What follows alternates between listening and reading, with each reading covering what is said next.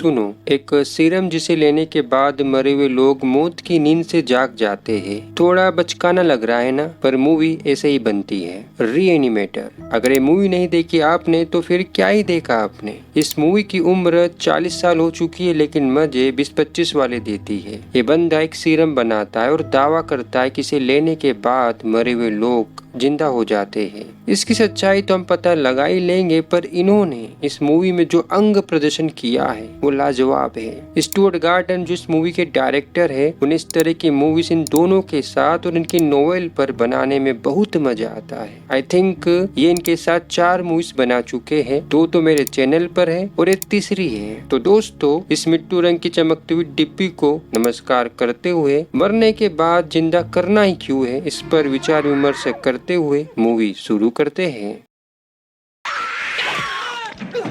Movie की शुरुआत इस डॉक्टर से होती है जो 2 पुलिस के आदमियों को लेकर कहीं जा रहा है। ये नर्स उन्हें देखकर कुछ इशारे करने लगती है। ये लोग एक रूम के पास आते हैं। नर्स गोबर को आवाज लगाती है। गोबर? हाँ नहीं, ग्रूबर। पर ग्रूबर नहीं खोलता। क्या रूम का डोर? तो फिर दोनों पुलिसमैन बनते दया और दरवाजा खोल देते हैं। ओह माय गॉड, ये क्या हो रहा है? इस चश्मिश ने गोबर को ग्रूबर को मार दिया। पुलिसमैन उसे कैच कर लेते हैं, पर ग्रूबर के साथ कुछ तो गड़बड़ है। तभी उसकी आंखें फट जाती और वो मर जाता है। नर्स कहती है, तुमने उसे मार दिया? तो हर्बर्ट वेस्ट कहता है, बुढ़िया, मैंने नहीं मारा, मैंने तुझे जीवन दिया। ये पूरा सीन इस मूवी की भूमिका होती है। दोस्तों, भूमिका के बाद मिस केटोनिक मेडिकल स्कूल दिखाई जाती है, जिसमें एक शख्स जिसका नाम डेनियल केन है, वो एक औरत का दिल फिर से चालू करने की कोशिश कर रहा है, पर दिल चालू नहीं होता। तो प्रोफेसर हेराल्ड उससे कहती है,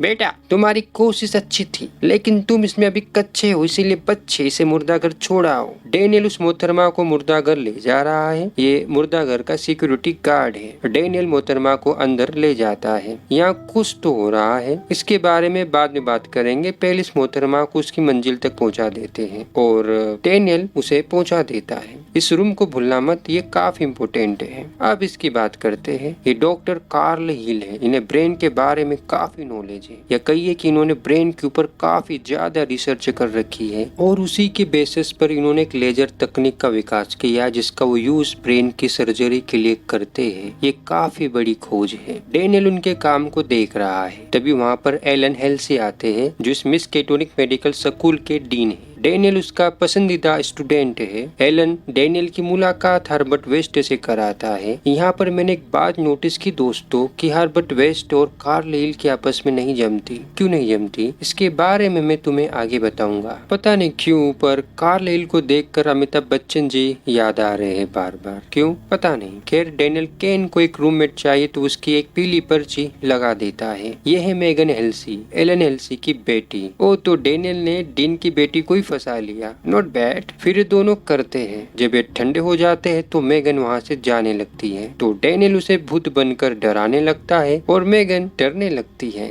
वो जैसे ही डोर खोलकर जाने लगती है, तभी सामने से हर्बर्ट वेस्ट प्रकट हो जाते हैं। वो पीला पर्चा दिखाते हैं। अब क्योंकि डेनियल को पैसों की तंगी है तो वो हर्बर्ट वेस्ट के साथ रूम शेयर कर लेता है। रूम शेयर करने से मतलब है ये जो घर है इसे शेयर करने से है, जेब को नहीं। और हाँ, एक कैरेक्टर की भूमिका बांधना तो भूल ही गया मैं, ये बिल्ली जिसका नाम कीटी है। डॉक्टर कार्ल हिल बच्चों को पढ़ा रहा है। वेस्ट भी वही है। डॉक्टर कार्ल हिल यहाँ पर एक महत्वपूर्ण बात जीभ से बोलता है। वो कहता है कि हमारा दिमाग मरने के बाद 6 से 12 मिनट तक जिंदा रह सकता है। और ये बात पता नहीं क्यों पर वेस्ट को अच्छी नहीं लगती। वो बीच बीच में पेंसिल थोड़ा ऐसा तोड़ देता है जिससे हिल डिस्टर्ब होने लगता है, तो वो क्लास को पोपट लाल कर देता है, कैंसल। यहाँ पर वेस्ट और हिल के बीच में तू में होती है, जिससे मुझे पता चलता है कि कार्ल हिल के पास दिमाग से रिलेटेड जितनी भी नॉलेज है वो उसकी नहीं है, बल्कि उसने वो नॉलेज चोरी की है। किससे? गोबर ग्रूबर से। इसीलिए वेस्ट उसके काम की तारीफ नहीं करता क्योंकि उसे पता है ये तो चोरी का माल है। नाइट के सीन में एलन हेल्सी कार्ल हिल को ट्रीट कर रहा है क्योंकि उसकी लेजर तकनीक के कारण मिस केटोनिक मेडिकल स्कूल को एक बड़ा सा अनुदान या फंड मिलने वाला है। मेगन भी वही है। डॉक्टर कार्ल हिल पता नहीं क्यों पर इसकी नजर मेगन पर कोई अच्छी तो नहीं है, ऐसा मुझे लग रहा है, क्योंकि वो जिस तरह से मेगन को देखता है मानो मेगन के कपड़ों के अंदर झांकना चाहता हो। तभी वहाँ पर डेनियल आता है। डेनियल और मेगन साथ में स्टडी करने वाले हैं। यही बात मेगन अपने पापा को बताती है। जीएफ और बीएफ एक रूम में साथ में स्टडी कर सकते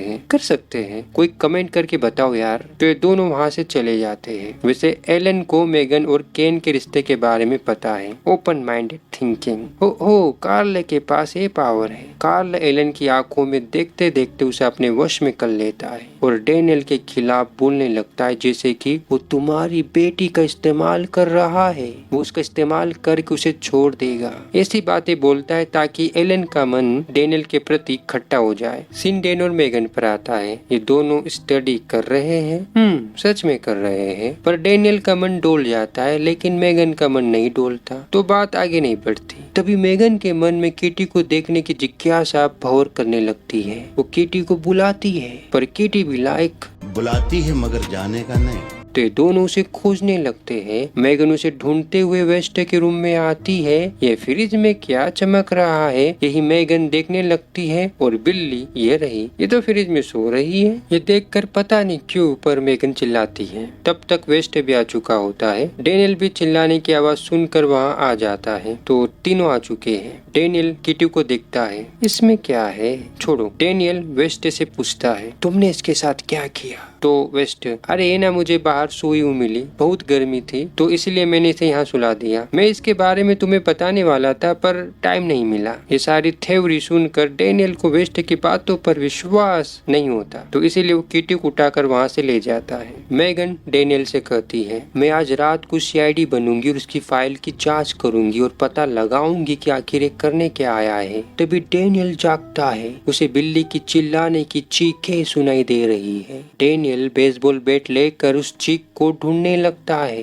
कहीं ये बिल्ली की आत्मा तो नहीं जो बदला लेने आई है। डेनियल उसे ढूंढते हुए बेसमेंट में आने लगता है, पर डोर बंद है। तो डेनियल बना दया तोड़ दिया दरवाजा, जिससे डेनियल गया फिसल और आ गया बेसमेंट में। और वो क्या देखता है, हर्बर्ट और बिल्ली विक्रम बेताल बन गए। बिल्ली मानो उसकी पीठ पर गम की तरह चिपक गई। वेस्ट केन को उसे निकालने को कहता है, पर केन तो देखता रहता है। तो हर्बर्ट उसे अपने हाथों से निकाल कर फेंक देता है। फिर दोनों उस बिल्ली को वापस ढूंढने लगते हैं। तुम आप बिल्ली का हमला देखो, जिससे डेनियल कितना दूर गिरता है। आप डेनियल की बारी। वो बिल्ली को कैच करके गेंद की तरफ फेंकता है, जिससे दीवार पर उसका टप्पा बन जाता है। डेनियल उस बिल्ली को देखता है, पीसी ये तो कीटी है, ये तो मर गई थी, ये दोबारा पर कैसे? तो वेस्ट उसे बताता है कि उसने ऐसा कैसे किया। उसे अपनी रिसर्च नोट से भी दिखाता है, पर डेनियल उसकी बातों पर भरोसा नहीं करता, क्योंकि दुनिया चमत्कार को नमस्कार करती है और वेस्ट चमत्कार दिखाता है। वो इस चमकदार मिट्टू कलर की शीशी से मिट्टू कलर का सीरम इस इंजेक्शन में लेता है और फिर से वो बिल्ली के ब्रेन में मिट्टू कलर का सीरम डालता है, जिससे वो बिल्ली फिर से जिंदा हो जाती है। वो चिल्लाने लगती है। तभी वहाँ मेगन भी आ जाती है। डेनियल उसे सब कुछ समझाता है, पर मेगन कहती है, मैंने उसकी फाइल पढ़ी, उस पर डॉक्टर ग्रूबर की हत्या का आरोप था, पर किसी कारण से वो छूट गया। वो एक तरह का सनकी है। तभी हर्बर्ट आता है। वो कहता है, मैंने उसे बचाने की पूरी कोशिश की, पर वो नहीं बच पाया। अब इसमें मैं क्या करूँ? वेस्ट आगे कहता है, केन तुम इस प्रयोग के बारे में हेल्सी से बात करना और उसे समझाने की कोशिश करना कि ये प्रयोग मानवता के लिए कितना जरूरी है। और डेनियल एलन इसके बारे में बात करता है, पर उसे ये सब एक पागलपन लगता है। तो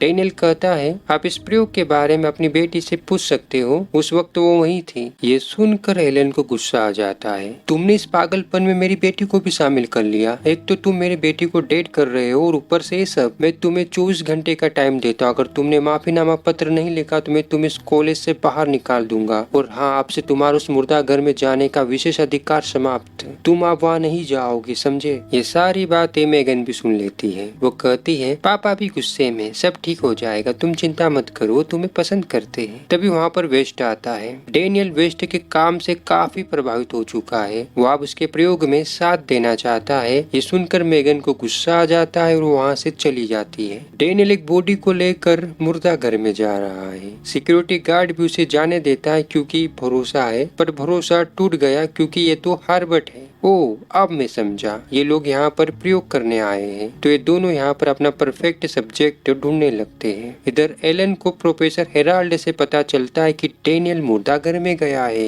मेगन भी उसी के साथ है। उधर उन दोनों को अपना परफेक्ट सब्जेक्ट मिल जाता है। वेस्ट टू सब्जेक्ट में अब वो मिट्टू सीरम डालने वाला है और डेनियल इसकी ऑडियो रिकॉर्डिंग कर रहा है। सीरम के एक डोज से उस सब्जेक्ट को कुछ घंटा फर्क नहीं पड़ता, तो इसीलिए वेस्ट उसे सीरम का दूसरा बड़ा डोज देता है। एलन मेगन को वहीं छोड़कर डेनियल के पास आने लगता है। इधर सब्जेक्ट में कोई प्रतिक्रिया नहीं हो रही तो दोनों वहां से जाने लगते हैं और तभी सब्जेक्ट खड़ा हो जाता है और चिल्लाने लगता है। मिट्टू सीरम से जिंदा होने वाला हर एक प्राणी चिल्लाता है क्योंकि उन्हें दर्द होता है और तभी सब्जेक्ट खड़ा होकर उन दोनों पर हमला कर देता है। वो काफी वायलेंट हो चुका है, उन दोनों को उड़ा उड़ा कर मारता है। एलन मुर्दा घर में आ चुका है। वो केन से डोर खोलने को कहता है। केन डोर के पास है। सब्जेक्ट केन पर हमला करता है। केन डोर से हट जाता है और एलन पिल जाता है। सब्जेक्ट एलन को पकड़कर ऐसा मारता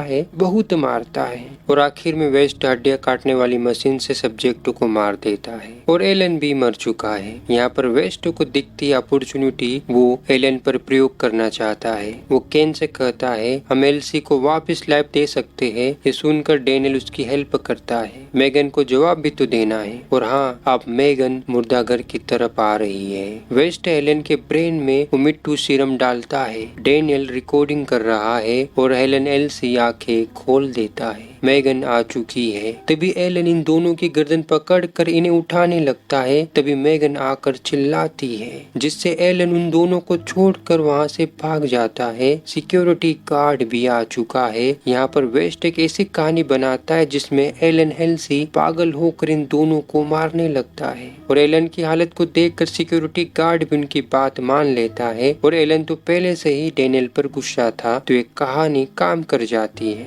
मेगन अपने फादर की हालत को देखकर निराश है। तभी वहाँ पर कार्ल आता है। कार्ल मेगन से कहता है मैं तुम्हारे पापा को ठीक करने की पूरी कोशिश करूंगा, लेकिन तुम्हें इन कुछ कागजों पर साइन करनी होगी ताकि मैं एलन के ऊपर लेजर तकनीक का यूज कर सकूं। और मेगन कर देती है। कार्ल यहाँ पर मेगन को अपने वश में करने का प्रयास करता है और वो इसमें कामयाब भी होने लगता है कि तभी एलन कुछ ऐसा करता है जिससे मेगन होश में आकर वहाँ से चली जाती है। डॉक्टर कार्ल हिल को पता चलता है कि एलन मेडिकल तौर पर मर चुका है पर फिर भी जिंदा है। कैसे? खैर कार्ल एलन की लेजर सर्जरी करता है और तुम चैनल को सब्सक्राइब करो। मुझे इस वीडियो से केवल 3 सब्सक्राइबर चाहिए, तो प्लीज कर दो यार। इधर मेगन अपने घर आती है। उसे वहाँ डेनियल मिलता है। डेनियल यहाँ पर सब कुछ सच सच मेगन को बता देता है कि उसके फादर के साथ क्या हुआ। वो कहता है तुम्हारा फादर मर चुका है, वो तुम्हारा फादर नहीं है। सिन हर्बर्ट पर आता है। तभी उसके पास कार्ल आता है। कार्ल यहाँ पर बातों बातों में हर्बर्ट को वश में करके उससे उसके रिसर्च नोट्स ले लेता है और उसे पता चल जाता है कि एलन मर के भी जिंदा क्यों है। अब कार्ल वेस्ट एक रिसर्च चुराने वाला है। मेगन और डेनियल कार्ल हिल के ऑफिस में आते हैं। ये दोनों यहाँ पर कुछ तो ढूंढने आए हैं, पता नहीं क्या, पर ढूंढने तो आए हैं। इधर कार्ल सीरम की जांच करने लगता है और तभी हावर्ड एक फावड़ा उठा लेता है, तो इसका मतलब ये होश में आ चुका है। उस फावड़े से कार्ल पर हमला करता है। वो कार्ल को RIP कर देता है। उसकी गर्दन को उसके धड़ से जुदा कर देता है। वो गर्दन को उठाकर अपने सामने रखता है, उसे देखने लगता है। तभी उसे एक और अपॉर्चुनिटी दिखती है प्रयोग करने के लिए। वो पहले कार्ल की गर्दन में मिट्टू सीरम डालता है और उसके बाद धड़ को मिट्टू सीरम इंजेक्शन से पिलाता है। थोड़ी देर बाद कार्ल की गर्दन आँख खोलकर हर्बर्ट से बात करने लगती है। वेस्ट पीछे तो देख, धड़ भी खड़ी हो चुकी है और वो धड़ वेस्ट का सिर पकड़कर टेबल पर दे मारती है जिससे वेस्ट बेहोश हो जाता है। मेगन अपने पापा के पास जाने लगती है। तभी डेनियल को एक फाइल मिलती है जिसमें मेगन की एक फोटो है, उसके कटे हुए बाल है और उसकी स्कर्ट भी है। इसका मतलब कार्ल काफी लंबे समय से मेगन के पीछे पड़ा है। वो अभी इन चीजों से काम चला रहा है। कैसी कैसी फैंटेसीज होती है लोगों की। मेगन अपने पापा को देखती है। मेगन अपने पापा की ऐसी हालत देखकर दंग रह जाती है। हर्बर्ट होश में आ जाता है। उसके रिसर्च नोट्स और मिट्टू सीरम गायब है। है। तभी वहाँ पर केन भी आ जाता है। वेस्ट केन को सारी बातें बताता है कि यहाँ पर क्या क्या हुआ। थर्ड कार्ल की गर्दन को लेकर कार्ल के ऑफिस में आती है। इधर ये दोनों कार्ल का वेट कर रहे हैं क्योंकि हर्बर्ट को लगता है कार्ल यहाँ पर आएगा उसे मारने। तभी केन को फाइल याद आती है और उसे लगता है कि शायद वो मेगन के पास जाए, तो डेनियल तुरंत वहाँ से निकल कर मेगन के पास जाता है। इधर कार्ल एलन से कुछ तो बोलता है, पता नहीं क्या, पर कुछ तो बोलता है।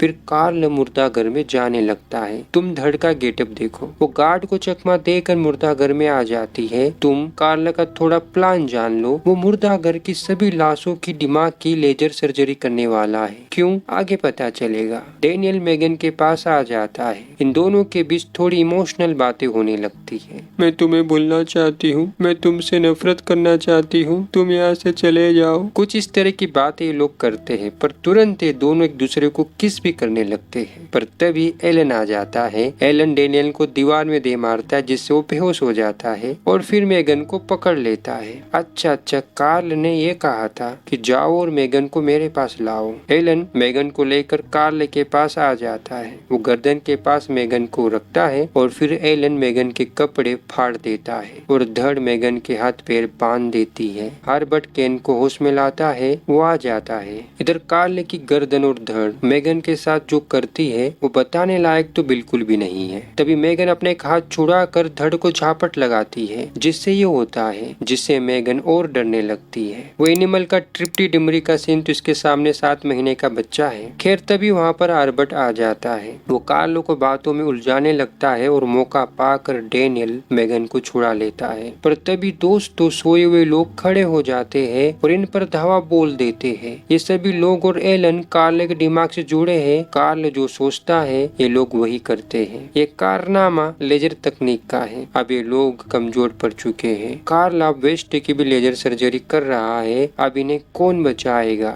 मेगन अपने फादर से मदद मांगती है, उसका फादर मदद करता है। वो कार्ल की धड़ को पकड़कर बाहर फेंक देता है। सिक्योरिटी गार्ड बीसी यहाँ हो क्या रहा है। फिर एलन कार्ल की गर्दन को उठाकर उसे अपने दोनों हाथों से क्रश करने लगता है जिससे इन लोगों को दर्द होने लगता है। तभी धड़ आकर एलन पर हमला कर देती है। ये लोग वहाँ से जाने लगते हैं, पर तभी वेस्ट को दिखती है एक और अपॉर्चुनिटी। वो मिट्टू सीरम के 2 इंजेक्शन धड़ में लगा देता है जिससे धड़ ओ मोरी मैया क्या लगा दियो करने लगती है। वेस्ट उसे देखने लगता है। एलन कार्ल की गर्दन को पिचका देता है और उसे बाहर फेंक देता है। वेस्ट कार्ल की धड़ को देख रहा है। तभी उससे आत बाहर आकर वेस्ट को पकड़ लेती है, तो वेस्ट वो सीरम वाला बैग डेनियल की तरफ फेंक देता है। इस श्रीमती ने एक केमिकल को गिरा दिया है जिसके कारण धुआं हो रहा है। डेनियल वो बैग उठा लेता है। फिर वो मेगन को लेकर मुर्दा घर से बाहर आ जाता है। तो क्या वेस्ट मारा गया, पता नहीं, पर हाँ एलन जरूर मारा गया। ये दोनों लिफ्ट में आ जाते तब एक शरीर आकर मेगन की गर्दन पकड़ लेता है। डेनियल उसे छुड़ाने की बहुत कोशिश करता है पर छुड़ा नहीं पाता, इसीलिए वो कुल्हाड़ी लेने जाता है। वो कुल्हाड़ी लेकर आता है और उससे मेगन को छुड़वाता है, पर तब तक बहुत देर हो चुकी होती है। आई थिंक मेगन मर चुकी है। वो मेगन को लेकर इमरजेंसी वार्ड में आता है। प्रोफेसर हेराल्ड भी वही है। डेनियल मेगन को जिंदा करने की भरसक कोशिश करता है पर वो नहीं कर पाता।